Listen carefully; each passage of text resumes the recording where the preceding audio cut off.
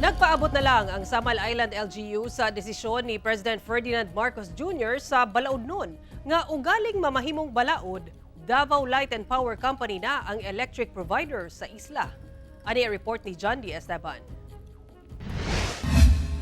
Nang hinaot ang Samal Island LGU sa Davao del Norte nga pirmahan na ni Presidente Ferdinand Marcos Jr.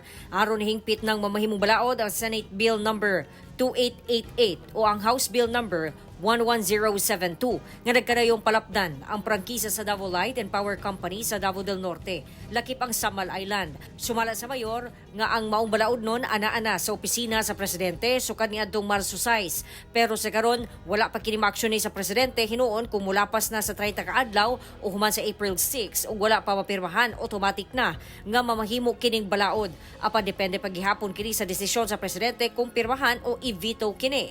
Kahinungduman nga gi-veto ni PBBM ang susamang balaudnon nga gipasa kaniadto. Hopefully, madunggan sa ako ang presidente ang mulo yun sa katauhan na I think it's time for a change na talaga sa kuryente na ito sa Samal. We are praying, hopefully, it will be passed into law.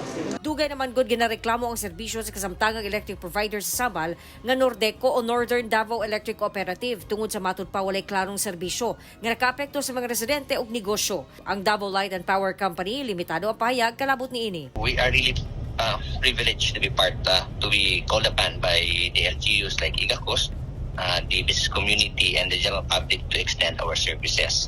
Apan ang Nordeco daan ang gisupakan ang maong balaudnon gumikan unconstitutional matud pa kini ug nagpasidaan sa mas taas nga singil sa kuryente. Hinuon na tubag na kini ni Davao Light Head Engineer Enric Sartia. Sumala niya ang Energy Regulation Commission ang nagaregulate sa rates ug gisiguro nga dili mosaka ang singil. Kauban si Bebot Kahes sa kamera, John D. Esteban, 1 Mindanao.